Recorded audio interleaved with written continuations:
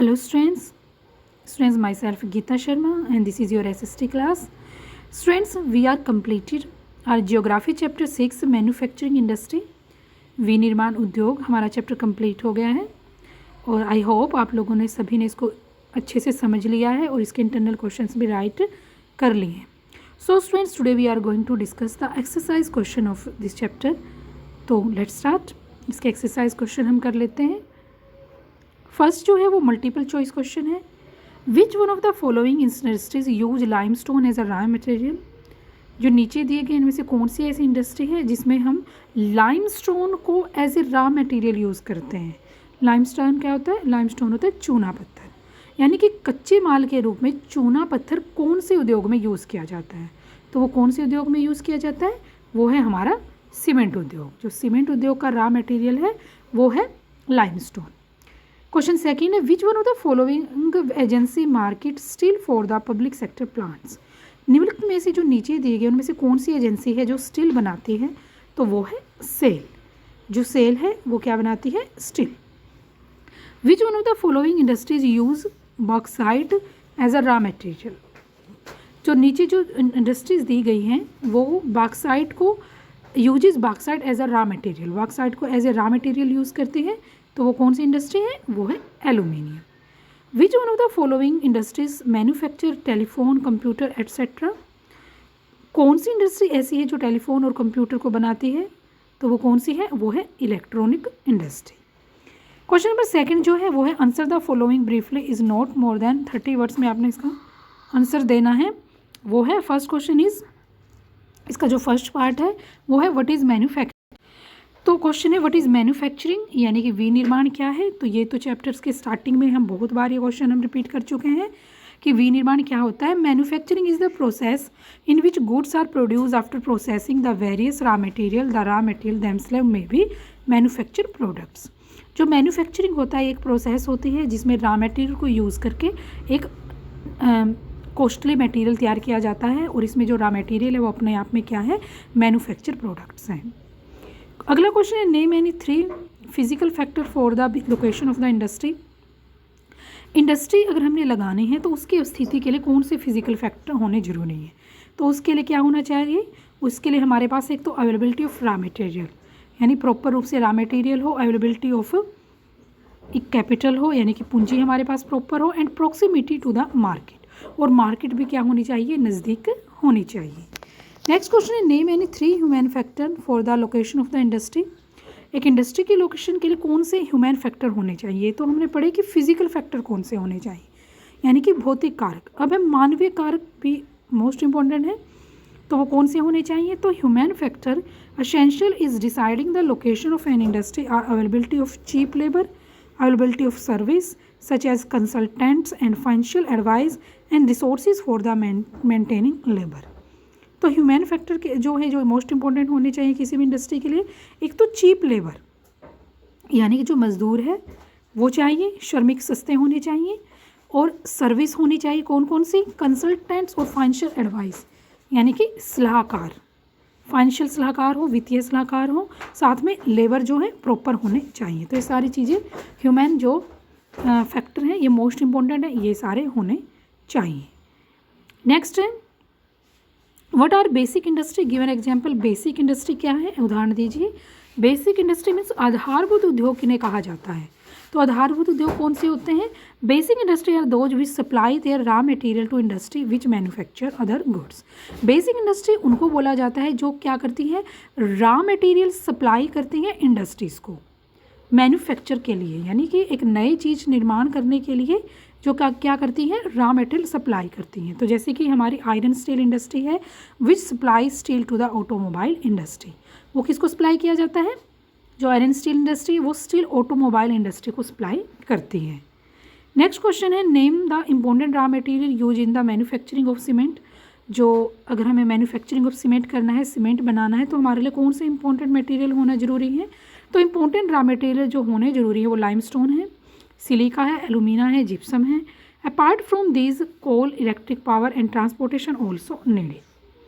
इसके अलावा हमारे पास कोल भी होना चाहिए, बिजली भी होनी चाहिए और ट्रांसपोर्ट सिस्टम भी हमारे पास प्रॉपर अवेलेबल होना चाहिए अगर हम एक सीमेंट इंडस्ट्री एस्टेब्लिश कर रहे हैं तो। क्वेश्चन नंबर 3 है, इसके जो आंसर हैं हमने 120 वर्ड्स में देने हैं, इसलिए ये थोड़े से लॉन्ग क्वेश्चंस में आएंगे। क्वेश्चन फर्स्ट है, how are integrated steel plant different from mini steel plant. जो इंटीग्रेटेड स्टील प्लांट है वो मिनी स्टील प्लांट से कैसे डिफरेंट है। इंटीग्रेटेड को हिंदी में बोलते हैं समन्वित स्टील प्लांट, या फिर आप इसको बोल सकते हो जो छोटे टाइप के उद्योग होते हैं वो मीन्स बड़े जो बिग साइज के जो प्लांट होते हैं वो, और जो छोटे स्टील प्लांट होते हैं वो एक दूसरे से कैसे डिफरेंट होते हैं।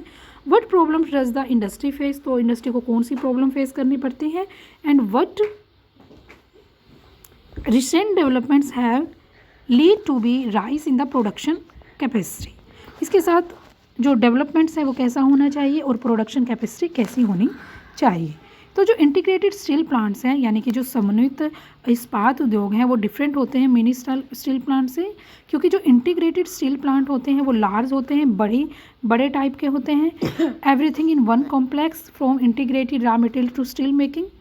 इसमें क्या किया जाता है, इंटीग्रेटेड में रॉ मटेरियल यूज़ किया जाता है, स्टील बनाई जाती है, रोलिंग की जाती है, शेपिंग की जाती है, यानी कि सारी चीज़ें स्टील बनाना, उसकी रोल करना, शेप करना, ये सारे के सारे काम इसके अंदर आते हैं।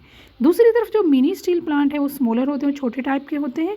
इसमें इलेक्ट्रिक फर्नेस है यानी कि जो बिजली प्राप्त की जाती है, use steel scrap, sponge iron and हेजरी rollers and use steel ingots as well.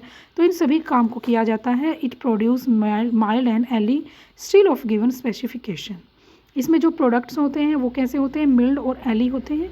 इसमें स्टील में मिलाया जाता है, मीन्स इनको मिला के स्टील बनाया जाता है। तो पेट्रोल जो प्रॉब्लम्स है इस इंडस्ट्री में वो क्या है, एक तो हाई प्रोडक्शन कॉस्ट है, limited availability of cooking coal proper नहीं है, lower productivity of labour proper नहीं मिलता, इरेगुलर सप्लाई ऑफ एनर्जी, जो एनर्जी है यानी बिजली है उसकी सप्लाई प्रॉपर नहीं है, और पुअर इंफ्रास्ट्रक्चर। इसके अलावा जो स्ट्रक्चर है इसका, उसकी जो स्थिति है वो भी सही तरीके से नहीं होती। तो रिसेंट डेवलपमेंट जो हो रहे हैं that had lead to rise of the production capacity of industry are liberalisation. जो लाइबरलाइजेशन हुआ है उसके बाद इसमें काफ़ी डेवलपमेंट हुए हैं, foreign direct investment and will help from private entrepreneurs. तो इससे ये किस में हेल्प करता है, हमारे प्राइवेट इंटरप्रेनर्स में हेल्प करता है। नेक्स्ट क्वेश्चन है, how do industry pollute the environment. जो इंडस्ट्री है वो हमारे एनवायरनमेंट को कैसे पोल्यूट करती है। तो ये कल हमने टॉपिक पढ़ भी चुके हैं कि एनवायरनमेंट जो है, जो इंडस्ट्रीज़ हम लगा रहे हैं वो हमारे एनवायरनमेंट को पोल्यूट करती जा रही हैं। जो इंडस्ट्री है हमारे एनवायरनमेंट में पोल्यूशन का मेन कारण है, और जो इंडस्ट्रियल पोल्यूशन है उसके 4 टाइप्स हैं, एक एयर है, वाटर है, लैंड है और नॉइज़ है। तो जो एयर पोल्यूशन है उसका मेन काज क्या है, जो स्मोक है, जो केमिकल पेपर फैक्ट्री से निकलता है, ब्रिक किल्न से जो निकलता है, जो ईंटों को जलाने से निकलता है, रिफाइनरी से जो निकलता है, स्मेल्टिंग प्लांट से निकलता है, बर्निंग ऑफ फॉसिल फ्यूल से जो धुआं निकलता है वो क्या करता है, हमारे एटमॉस्फेयर को गंदा कर रहा है। और वाटर पोल्यूशन का कारण क्या है, जो हमारी फैक्ट्री है उनसे निकलने वाला ऑर्गेनिक एंड इनऑर्गेनिक, यानी कि जो कार्बनिक और जो गैर कार्बनिक इंडस्ट्रीज वेस्ट होता है वो क्या है, उसको पानी में मिला दिया जाता है, जिससे हमारा पानी क्या हो रहा है, गंदा हो रहा है। तो इसमें कौन सी जो इंडस्ट्री है इसमें जो मोस्ट इंपॉर्टेंट भूमिका निभा रही है वो है paper, pulp, chemical, textile, dye, petroleum, refinery, tanneries और इलेक्ट्रो प्लांटिंग इंडस्ट्री। ये जो इंडस्ट्री है इनसे निकलने वाला जो धुआं मीन्स जो गंदा पानी है वो क्या है, जो मटेरियल है वो पानी में डाल दिया जाता है, जिससे वाटर पोल्यूशन होता है। The major solid waste release into river. इसके अलावा जो मेजर सॉलिड वेस्ट है उसको पानी में डाला जाता है। India are fly ash, phospho, gypsum and iron and slags. ये जो मेजर सॉलिड वेस्ट हैं इनको रिवर्स में बहा दिया जाता है, जिससे पानी गंदा होता है। थर्मल पोल्यूशन यानी कि जो तापीय प्रदूषण है वो भी क्या है, हमारे इन फैक्ट्रीज़ की वजह से काफ़ी ज़्यादा फैल रहा है। Water another form of water pollution. इससे वाटर तो गंदा ही होता है बल्कि हमारा जो लैंड वाटर है वो भी क्या है, गंदा होता जा रहा है। Caused by emission of what water from factories. Reason क्या है, जो थर्मल प्लांट्स हैं उनसे निकलने वाला जो गर्म पानी है उसको फैक्ट्रीज़ में छोड़ दिया जाता है, रिवर्स में या पोन्ड्स में छोड़ दिया जाता है, जिससे इनका पानी तो गंदा होता ही, साथ में इसमें रहने वाले जो एक्वेटिक लाइफ है वो भी क्या हो जाती है, मर जाती है। And dumping of solid waste renders of soil infertile and useless too. तो इस तरह से ये जो सॉलिड वेस्ट होते हैं इनको क्या है, हमारी जो सोइल है वो भी क्या हो जाती है, यूजलेस होती है। लास्टली नॉइज़ पोल्यूशन जो है, नॉइज़ पोल्यूशन यानी जो ध्वनि प्रदूषण है उसका जो रिजल्ट है वो किसकी वजह से होता है, वो इंडस्ट्रियल और कंस्ट्रक्शन एक्टिविटी, यानी कि जो उद्योग हैं और जो कंस्ट्रक्शन एक्टिविटीज़ हैं, मशीनरी है, जनरेटर है, सा, फिनोमिक एंड इलेक्ट्रिक ड्रिल्स हैं, न्यूमेटिक इलेक्ट्रिक ड्रिल्स हैं। तो ये जो इनसे निकलने वाला जो शोर है उससे क्या होता है, उससे जो नॉइज़ पोल्यूशन है वो ज़्यादा फैलता है, जिससे क्या है हमें कानों से रिलेटेड प्रॉब्लम हो जाती है, हम इरिटेट हो जाते हैं, चिड़चिड़े रहना शुरू हो जाते हैं।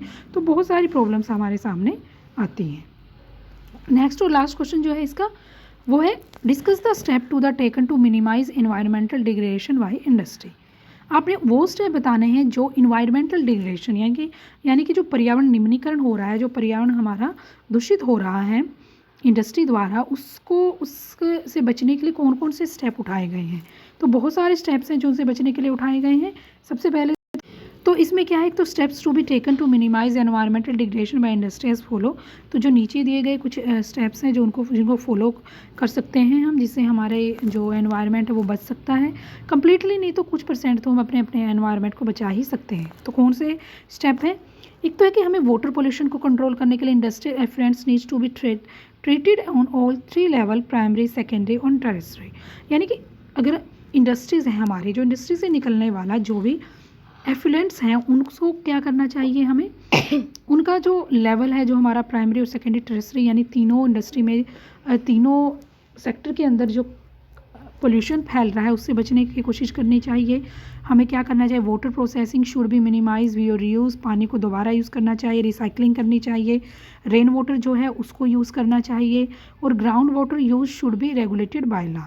इसके अलावा जो ग्राउंड वाटर है उसको भी हमने बचाने की कोशिश करनी चाहिए। नेक्स्ट है for the minimisation of air pollution को हमें कम करना चाहिए। जो स्मोक है उससे बचने के लिए फ़िल्टर वगैरह लगाने चाहिए फैक्ट्री में, electron precipitators, fabric filter, scrubbers, interior separators. Also smoke can be reduce by using oil और gas instead of coal.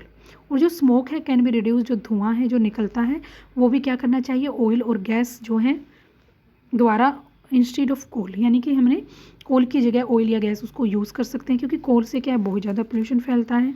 Noise pollution को कम करने के लिए हमें क्या करना चाहिए, फिटिंग जनरेशन, जो जनरेशन को प्रॉपर फिट करना चाहिए, उसमें साइलेंसर लगाने चाहिए, रीडिज़ाइनिंग मशीनरी, रिड्यूस नॉइज़ को कम करना चाहिए, and using ear plugs, earphone beside other noise absorbing material. अगर हमारे आसपास कोई ऐसा काम हो रहा है और जिससे बहुत ज़्यादा शोर आ रहा है, हमारी जो हमें डिस्टर्ब कर रहा है, तो हमें क्या करना चाहिए, ईयर प्लग और ईयरफोन्स को हमें यूज़ करना चाहिए।